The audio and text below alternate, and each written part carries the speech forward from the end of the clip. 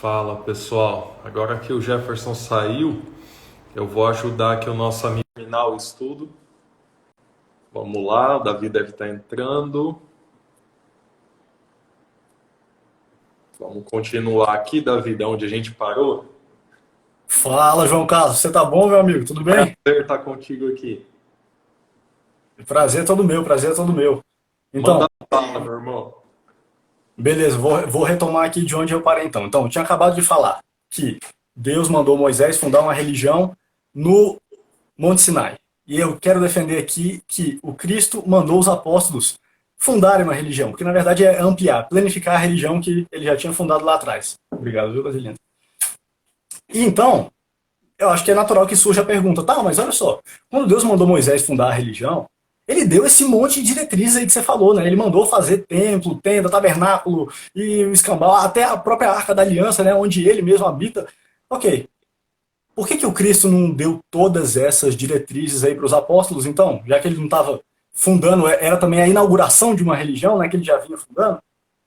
Bom, na minha opinião, é simples, porque ele já tinha feito isso. Principalmente quando? Principalmente na última ceia. E eu acho que tem muitas boas referências aí, graças a Deus, acessíveis a todo mundo.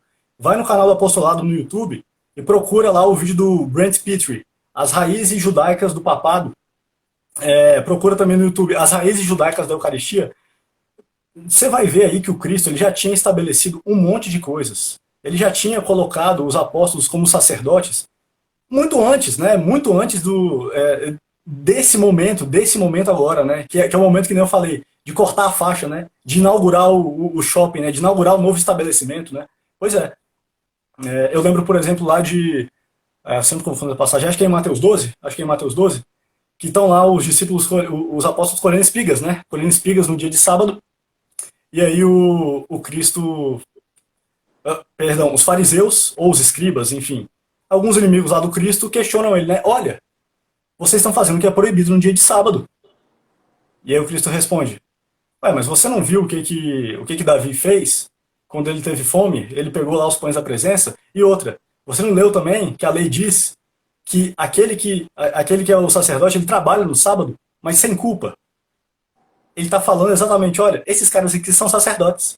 Por isso que eles estão trabalhando no sábado e sem culpa. Ele já está anunciando para todo mundo, eles são sacerdotes, pô. Faz todo sentido, Davi. Então, Eu nunca tinha pensado dessa forma, mas faz todo sentido a analogia. nem eu tinha pensado dessa forma, mas o John Bergsman, né, que é um amigão lá do Brent Pitt também, tá sempre lá junto com ele nas paradas.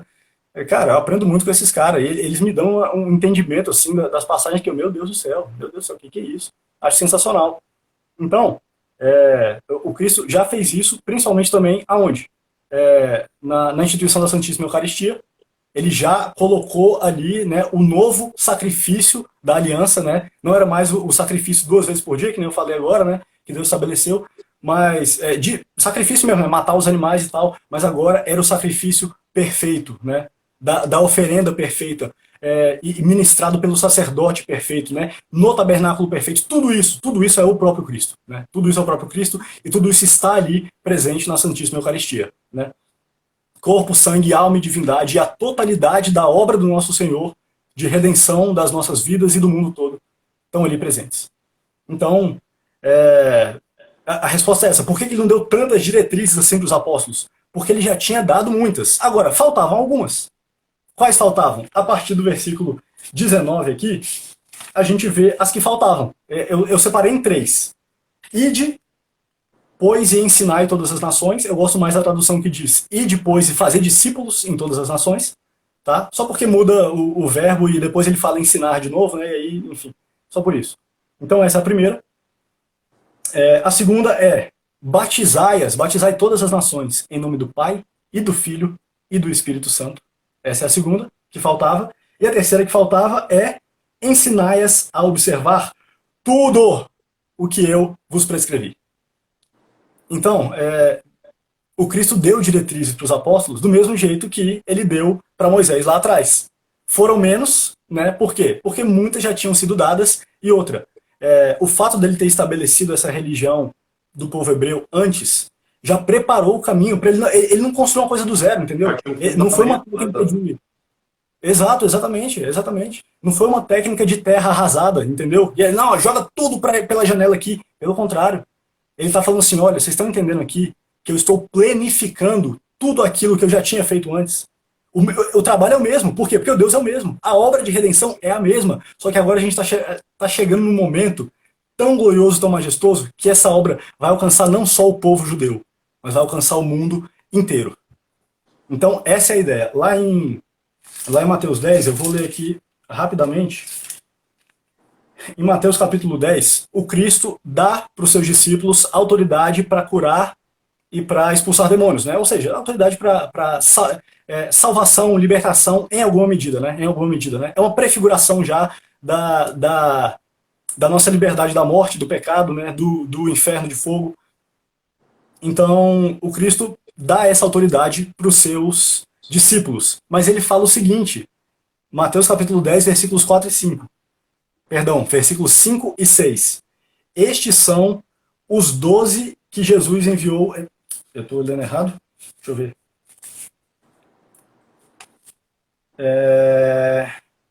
Perdão, eu estou lendo certo mesmo.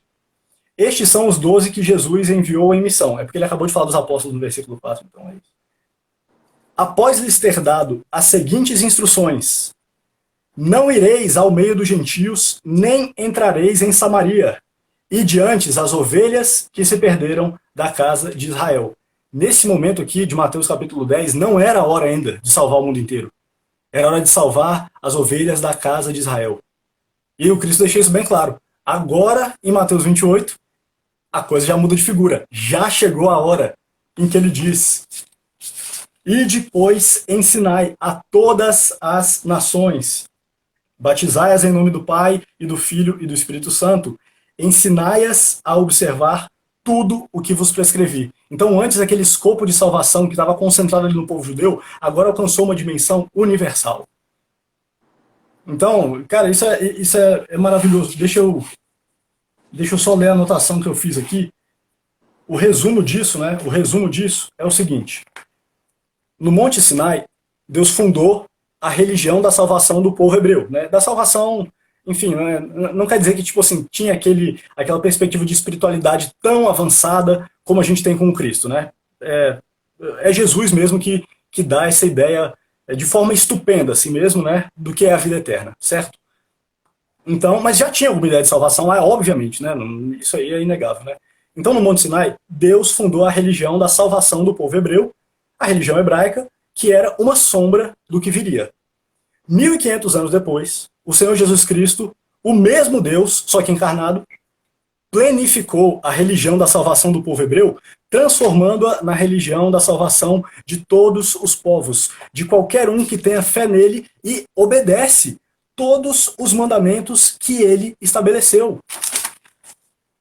Deixa eu ver se eu escrevi mais alguma coisa aqui sobre isso. Ou seja, o próprio Cristo fundou a religião católica. Católica significa para todo o cosmo, para todo o universo, para todos. Kata holos, para todos. Católica. O Cristo fundou a religião da salvação universal. É a religião católica. Então, essa é a minha interpretação dessa passagem aqui de Mateus 28. Que essa subida, que nem eu falei no começo, né? Eu assumi que eles subiram, né? Por mais que não tenha o verbo subir lá bonitinho, né? Mas eu assumi que os apóstolos subiram esse monte da Galileia para quê? Para do mesmo jeito que Moisés cortou a faixa da antiga aliança, os apóstolos subiram ali e cortaram a faixa da nova aliança. Inaugurou, e né? essa foi... O quê? O quê? Inaugurou. Inaugurou.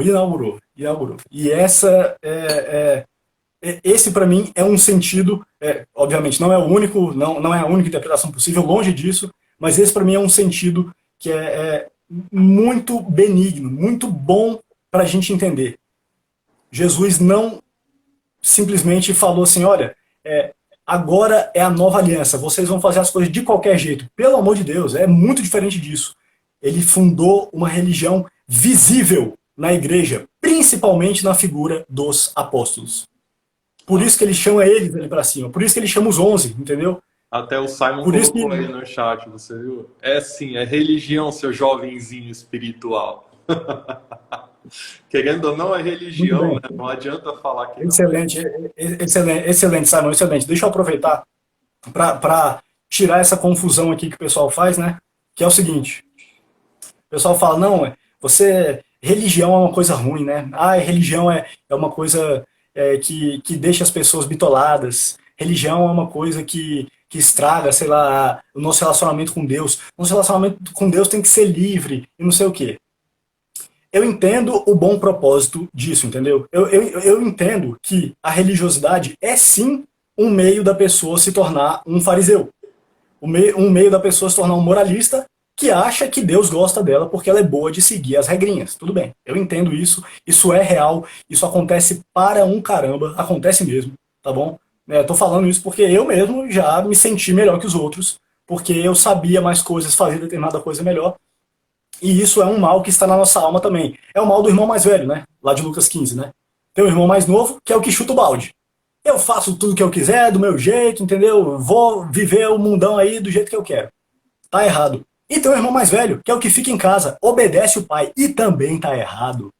Também tá errado, ele não quer entrar na festa, ele não consegue se alegrar com a salvação do irmão dele. Ele tá totalmente errado também.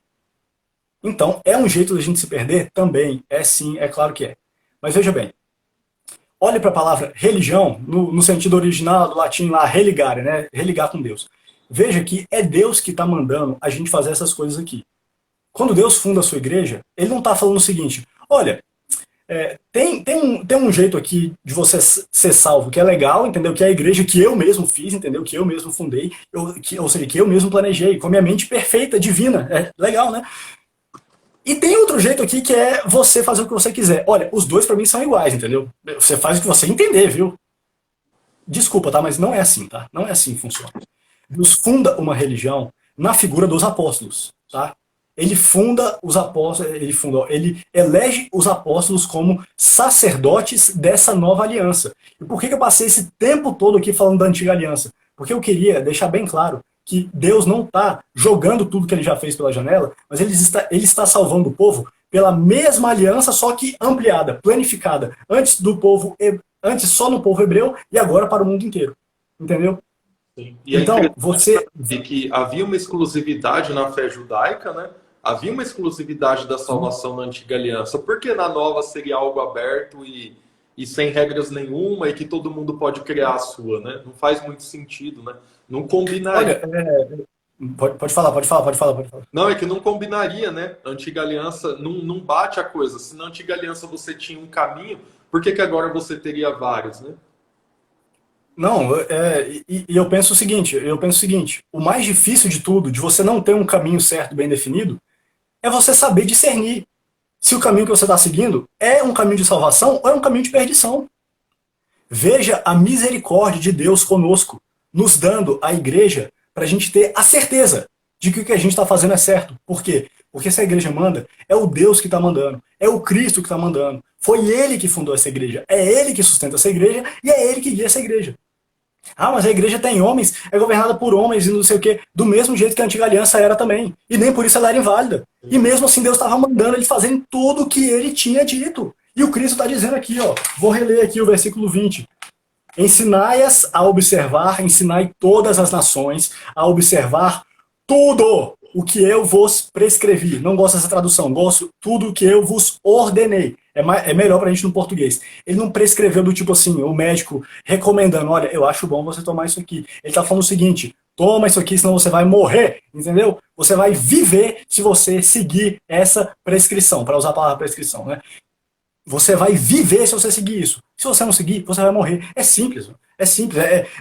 Ai, isso é Deus sendo, sei lá, mandão. Isso é Deus sendo autoritário. Não, mano. Isso é Deus sendo Deus. Ele é um pai de amor. Ele sabe o que é bom para você. Isso é misericórdia de Deus. A religião que Deus manda você seguir é para te salvar. Não é para te sacanear. Não é para te deixar um ser humano limitado. Não é para te deixar bitolado. É para você ser salvo nessa era e na próxima. Nessa vida e no porvir. Entendeu? É para você viver com ele. Você amá-lo. Você entender o sentido da sua vida.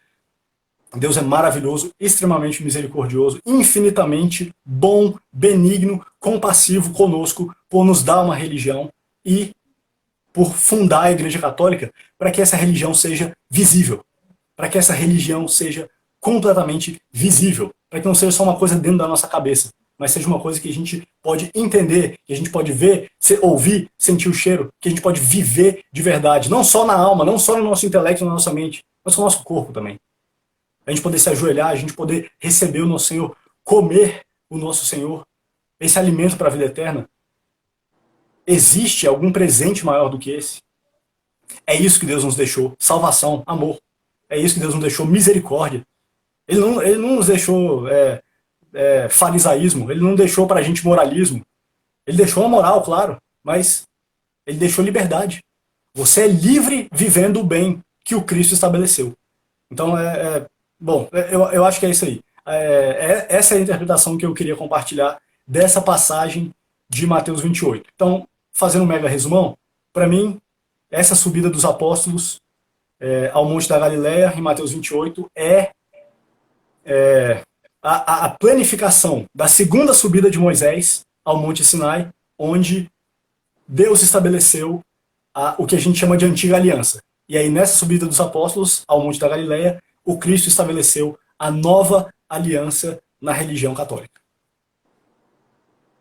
Deu para entender, meu amigo? Deu sim. Eu cheguei atrasado, mas deu sim. Acho que a didática... Ah, então...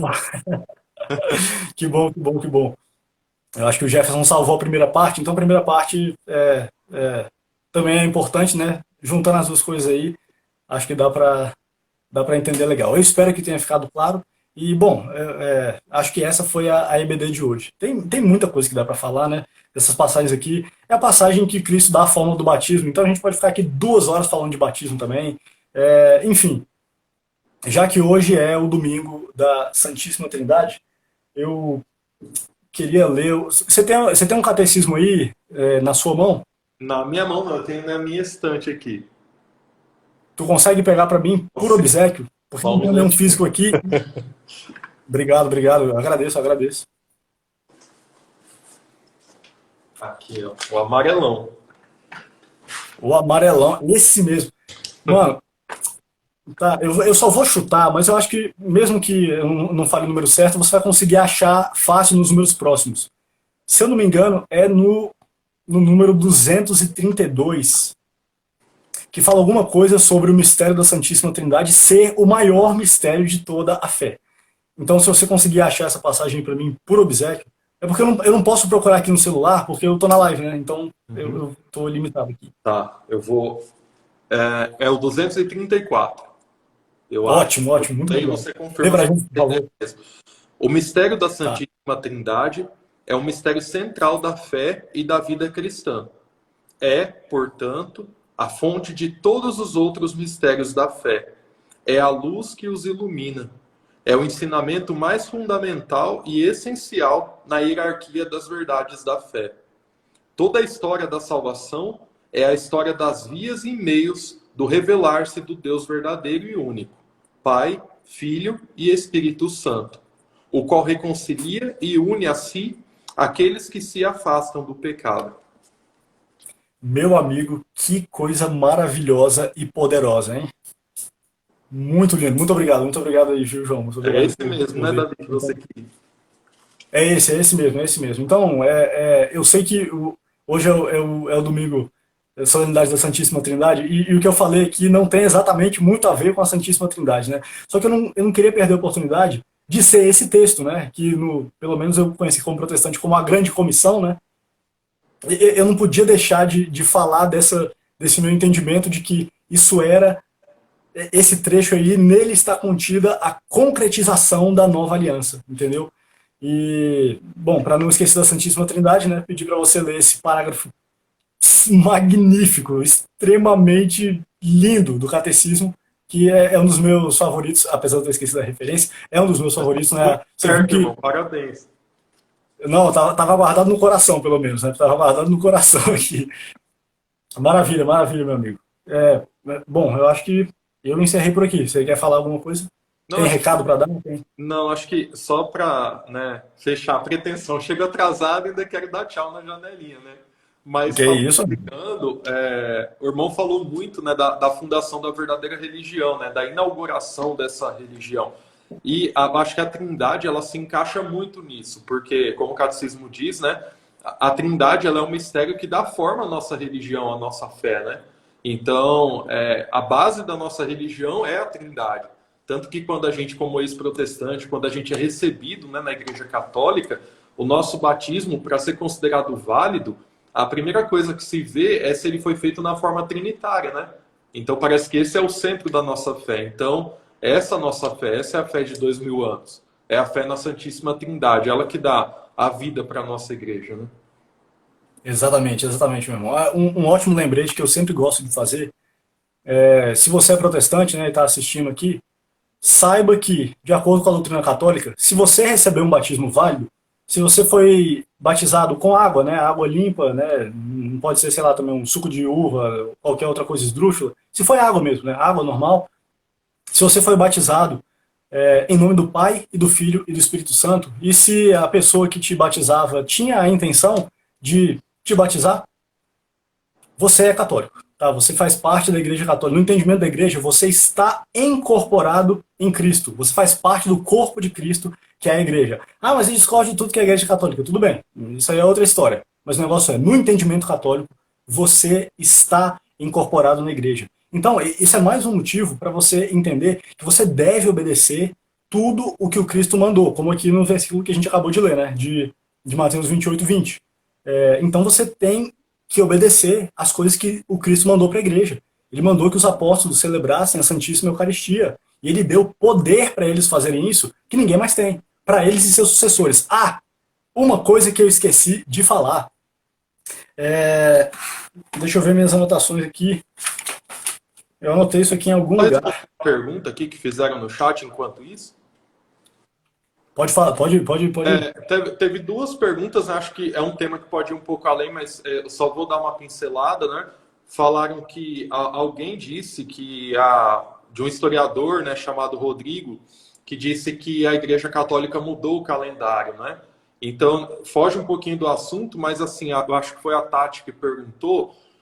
Tati, se você estudar um pouquinho da história do cristianismo, você vai entender que não é que a igreja mudou o calendário, a igreja criou o calendário. Então, até isso a igreja criou, né? Então, a gente vive num mundo que a Igreja Católica criou. Então, se a gente duvidar da Igreja Católica, a gente acaba duvidando de tudo que está à nossa volta, né? E o Rodrigo, se eu bem sei, é um historiador que ele é adventista, então ele tende muito a puxar para o lado adventista e às vezes ele acaba sendo parcial na análise histórica dele, tá? Então, se você procurar um pouquinho no Google, por exemplo, a origem do domingo, ou como a igreja encara o domingo, como o dia do Senhor, e eu acho que isso pode ficar mais claro para você. E também tinham perguntado, perguntaram se a gente traz, Davi, estudos bíblicos, né? Só para lembrar vocês, pessoal, todo domingo aqui no canal, né, no Instagram do Apostolado Cardeal Nilma, todo domingo às 3 da tarde, algum dos nossos irmãos trazem um estudo, né, do Evangelho do dia. Pode seguir, Davi. Excelente, excelente. Deixa eu só fazer um comentário em relação ao que você falou do calendário. Esse Rodrigo é um adventista que é bem famoso, né? Que ele faz grava vídeos lá, tipo, na Terra Santa, né? Etc.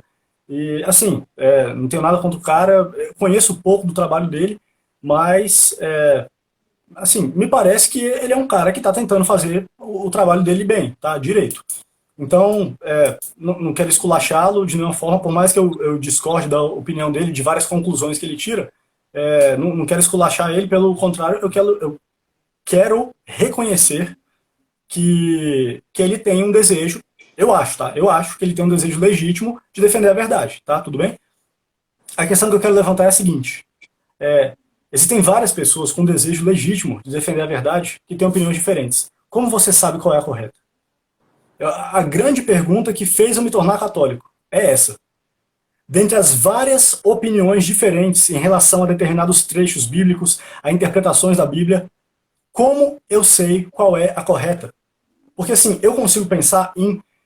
Sério, eu sou um cara criativo pra caramba. Eu consigo pensar em um monte de interpretação diferente. Cara, eu brincava de fazer isso, entendeu? Eu brincava de fazer isso e tipo...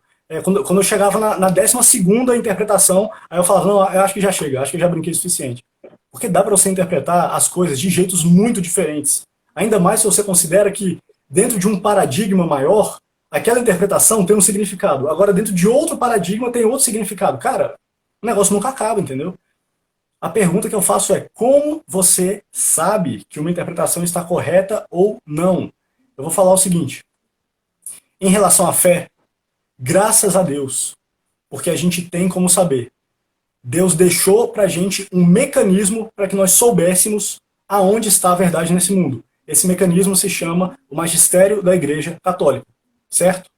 Então, todo mundo tem opinião, inclusive os caras que compõem o magistério. Eles têm uma opinião pessoal deles, certo? Só que eles têm uma unção especial do Espírito Santo de Deus que os colocou lá para guiarem a igreja e por isso os sustenta nesse ministério de guiar a igreja. Por isso que o magistério da Igreja Católica já proclamou várias mentiras e não sei o quê. Não, mentira. Isso aí nunca aconteceu, não. O magistério da Igreja Católica sempre proclamou 100% de verdades em relação à fé e moral. Tem uns pronunciamentos que são coisas administrativas, que mudam mesmo, entendeu? Não é dogma, mas é administração, por exemplo, de um sacramento ou de determinada coisa.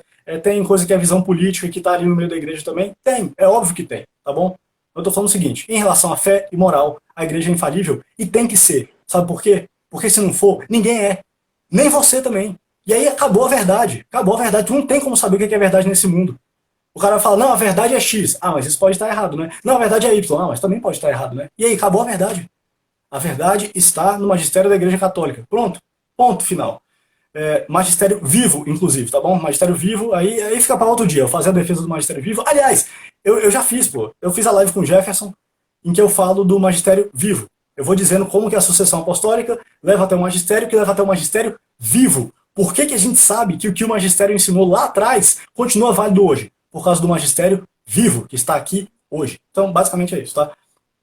Então, é uma contribuição não em relação a calendário mesmo, não uma contribuição histórica, mas uma contribuição epistemológica, né? Para você pensar. Tá bom, o cara tem uma opinião, mas como que eu sei se está certo ou não?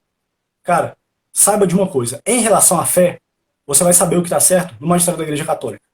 E eu duvido você achar algum outro parâmetro que não seja um parâmetro tão abrangente que vai abarcar um monte de opinião diferente da sua também, entendeu? Acabei falando pra caraca, né? Desculpa aí.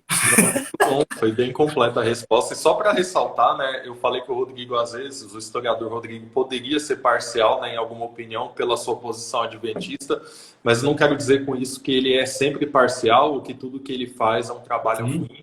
Né? Realmente, como o Davi falou, me parece que ele tem bastante sinceridade, né, no que ele faz. Sim, sim. E olha só, eu também não quis criticá-lo assim de nenhuma forma. Eu também acho que ele é parcial, mas assim, do mesmo jeito que eu acho que eu sou parcial, tá? Eu não sou imparcial, não. Porque você vai saber que ele tá com a razão verdadeira, né? A grande questão é essa, pô. Eu acho que ele é um cara estudioso, inteligente, eu acho que ele é um cara bem intencionado, eu acho que ele é um cara temente a Deus, que ama Jesus, acho, sinceramente, tá? Sinceramente. Conheço pouco dele, mas assim, pela abertura que eu vejo que ele tem dentro da igreja adventista, eu acho que ele não é um servo do Satanás, não, tá? Eu acho que ele é um servo de Jesus, tá? Mas a grande questão é essa. Tudo bem, mas os servos de Jesus, eles também se confundem, eles também erram. Como você sabe quem é que tá certo no fim das contas? Tem um monte de gente que é boa, que é inteligente, que é sincera, que ama a Deus, mas que erra. Assim, o pecado afetou a nossa inteligência, tá? O pecado afetou a nossa inteligência. No fim, né, Davi, a única certeza que a gente tem da realidade é aquela certeza que o próprio Deus trouxe para dentro da nossa realidade, né, na pessoa do nosso Senhor Jesus Cristo. Então a gente só tem a certeza que a gente tem por causa disso. O resto é só suposição, é só raciocínio que pode falhar, né? Opinião, é possibilidade, é possibilidade. Isso aqui pode estar certo? Pode, mas pode estar errado também. E aí? E aí, né? O que significa? Pois bem, é exatamente o que você falou. A verdade só dá para saber, na minha humilde opinião, tá? Por um meio, Deus. A resposta é Deus. Jesus Cristo, Espírito Santo é Deus, entendeu? Pai, Filho e Espírito Santo, Deus, Deus, Deus. É o único jeito, tá? Pra gente saber. Possibilidade, tipo assim, pode ser isso, pode ser aquilo, é infinitas, tá? Pode ser qualquer coisa, então. Mas saber, não, eu tenho certeza que é isso mesmo. Só por meio de Deus. E por que eu digo magistério da Igreja Católica? Porque foi o Cristo que fundou. Porque foi o próprio Deus que fundou. E ele que sustenta, e ele que abençoa, e ele que dá a graça para o magistério guiar o povo dele. é isso, entende? É um raciocínio simples, mas assim, não tem igual, tá? Não tem outro igual. Vai para qualquer outra religião, principalmente cristã, né? Para qualquer outra vertente cristã, o critério epistemológico deles aprova o critério católico também. Olha, então, não, você precisa de uma pessoa que, sei lá, seja PhD para interpretar a Bíblia. Beleza, a Igreja Católica está cheia de PhD. Então, a vertente católica está certa também. Tá entendendo o que eu tô falando, né, meu amigo? Você tá entendendo, né? Você é ex-protestante que nem eu, você...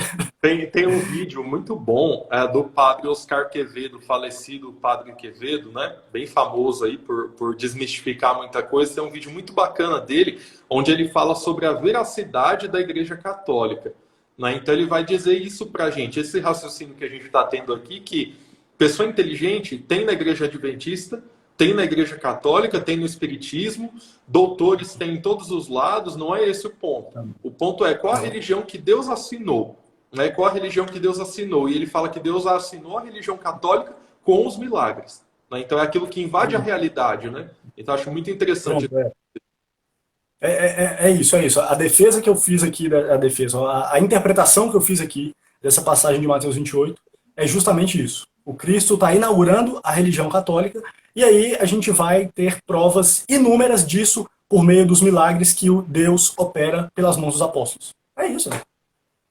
Tá aí amplamente documentado pela história, pela filosofia, ciência, arqueologia, o que quer que seja, entendeu, cara? Tem como dizia o Blaise Pascal, né? Não tem provas demais de forma que obrigue as pessoas a crerem. Ainda é pela fé, ainda é pela fé. Mas tem provas suficientes para aquele que quer crer, conseguir crer racionalmente, sabendo que não está abrindo mão de nenhum pingo da sua inteligência. Isso aí é misericórdia de Deus, é misericórdia de Deus. Pois Perfeito. bem, desculpa, tem o trecho final do versículo 20 que eu não comentei, mas é rápido, mas é rápido. O trecho final do versículo 20: eis que estou convosco todos os dias, até ao fim do mundo. Por que eu acho importante a gente prestar atenção nisso também? Acabei de falar que o Cristo fundou o magistério da Igreja Católica na figura dos apóstolos, fundou a religião católica na figura dos apóstolos, eles como sacerdotes da nova aliança, etc, né? Pois bem, se ele tivesse dito só o seguinte: eis que estou convosco todos os dias, cara, assim, na minha opinião, ferrou, lascou. Por quê? Porque os apóstolos morreram, né? Ele falou, eu tô com eles, ó. Eu tô com esses 11 aqui, bicho. E aí, ele, depois que eles morreram, tchau? Não. Ele faz questão de dizer, eis que estou convosco todos os dias até ao fim do mundo. Ou seja, ele já está dizendo que o sacerdócio que ele fundou nos apóstolos iria permanecer por sucessão apostólica, por esse processo que nós chamamos de sucessão apostólica, até ao fim do mundo. E ele estaria com esse magistério, sustentando esse magistério e guiando o seu povo por meio desse magistério. Agora eu acabei mesmo, agora eu acabei, tá? Agora não tem mais. Não tem mais. Aí, irmão, isso que é bom, fechou o assunto redondo, né? Eu acho que a gente conseguiu responder algumas perguntas aí também, muito bom.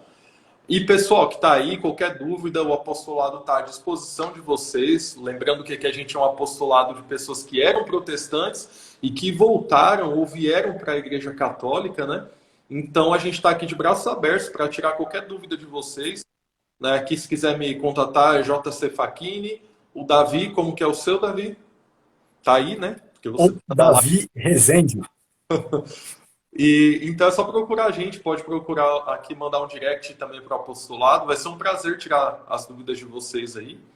E é isso. Muito obrigado pelo tempo de vocês. Muito obrigado, Davi. E domingo que vem, se Deus quiser, 3 horas da tarde, nós estaremos de novo aqui trazendo para vocês a meditação do domingo do Evangelho. Maravilha, eu que agradeço, hein, meu amigo. Um grande abraço aí pra você, um ótimo resto de domingo. Obrigado. Para você também. Pessoal, um bom domingo aí para vocês. E quem não foi na missa ainda dá tempo, hein? Dá demais. Pessoal, obrigado. Ele tá lá esperando. Sempre.